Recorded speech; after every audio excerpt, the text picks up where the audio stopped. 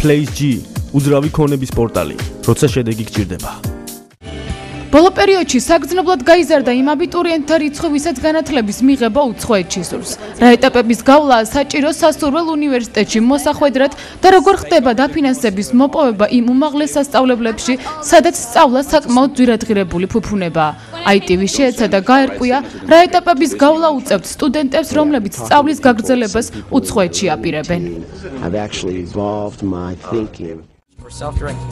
პირადი ინფორმაცია, განათლება, დიპლომები, სამუშაო გამოცდილება, რეკომენდატორების რეკვიზიტები, მოტივაციის წერილი, საჭირო თანხის ოდენება და დანიშნულება ეს იმ მოთხოვნების ჩამონათვალია, რომელიც უცხო ქვეყანაში სწავლის გასაგრძელებლად აუცილებლად დაგჭირდებათ.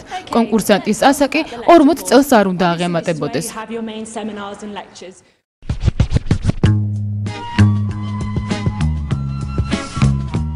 თუ შერჩეული უნივერსიტეტიდან სასურველ სპეციალობაზე სასწავლებლად თანხმობის წერილი მიიღეთ, დაფინანსების მისაღებად განათლების სამინისტროს ვებგვერდზე რეგისტრაცია უნდა გაიაროთ. სააპლიკაციო ფორმის შევსებისა და ყველა საჭირო საბუთის არსებობის შემთხვევაში კი გასაუბრების გავლა სპეციალურ საკონკურსო კომისიასთან მოგიწევთ.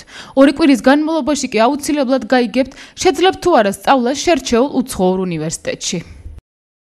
საქართველოს ბოლონის წევრი ქვეყანა ბოლონის პროცესის და ჩვენთან მიღებული უმაღლესი განათლება ეკვივალენტურია და ასევე აღიარებული ევროპის ყველა ქვეყანაში ეს ფაქტია, მაგრამ სტუდენტი ხანდახან ირჩევს შესაძლებლობას, რომ თუ აქვს საშუალება ან თუ ხდება ამ პროგრამის ჩერქვეშ, მას შეუძლია სწავლა განაგრძოს უბრალოდ წამყვან უნივერსიტეტებში.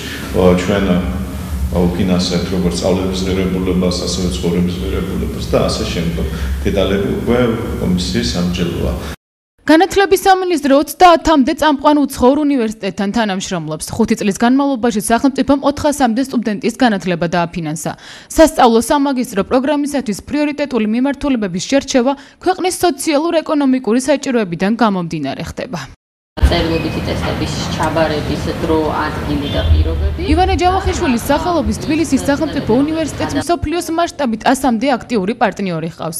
წლის განმავლობაში გაცვლითი პროგრამის ფარგლებში რამდენიმე ასეული სტუდენტი უცხოურ განათლებას ეუფლება.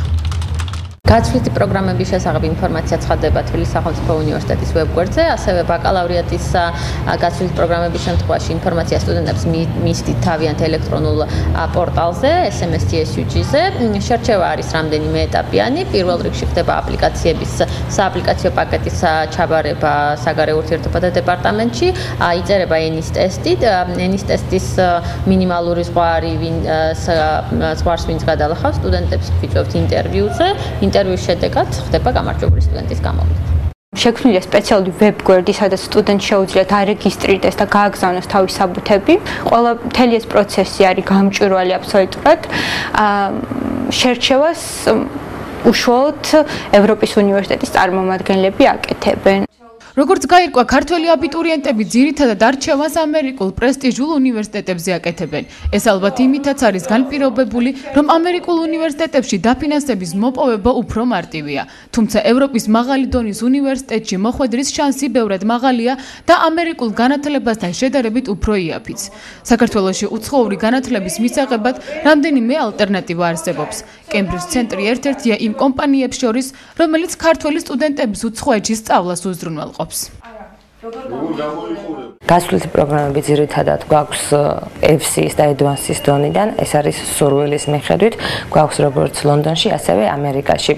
ანუ უნდა კონდეს აქ მოსწავლეს გავლილი მე-6 და მე-7 საფეხური, იმიტომ რომ საზღვარგარეთ სწავლა არის მინიმუმ 3 თვიანი და მაქსიმუმ 1 წლიანი. დახასიათება ეძლევა მოსწავლეს სერტიფიკატი და ჩვენგან წაღებული სერტიფიკატი დამადასტურებელია იმის, ანუ რა დონის ცოდნასაც წაიღებს აქედან, იქ აღარ უწევს იმ საფეხურზე გამოცდის ჩაბარება და გამოცდის გარეშე სვავენ შესაბამის დონეზე. დათა რამდენიმე თვია ედინბურგის უნივერსიტეტში სოციალურ ანთროპოლოგიურ კურსს გადის. უცხოეთში სწავლის გაგრძელება ცოდნის დონის გაუმჯობესების გამო გადაწყვიტა. როგორც თავად ამბობს, მიღებული განათლებით საქართველოში დასაქმებაც უფრო გაუადვილდება. შეთანხმებული ედინბურგის უნივერსიტეტის და ფონდერია საზოგადოების საერთო საგრანტო კონკურსის შედეგად, რომელიც მიფინანსებს მთლიანად სწავლას და ცხოვრებას და სწავლობ სოციალურ ანთროპოლოგიას. საფეხურები არის, ანუ როგორც წესი სტანდარტული ხოლმე ესეთ კონკურსებზე, ანუ ჯერ არის აპლიკაციო პროცესი, სადაც შეგაქრა დოკუმენტაცია, ეს იქნება სააპლიკაციო ფორმა, სამოტივაციო წერილი, სარეკომენდაციო წერილი, ყველა თავისას ითხოვს რაღაცას, მერე არის ხოლმე როგორც წესი შემდეგი ეტაპი, მეორე უკვე ინტერვიუ, რომელიც ჩემ შემთხვევაში თბილისში იყო და ბოლო ეტაპი იყო ინგლისური ენის ტესტი, რომელიც ჩემ შემთხვევაში იყო IELTS.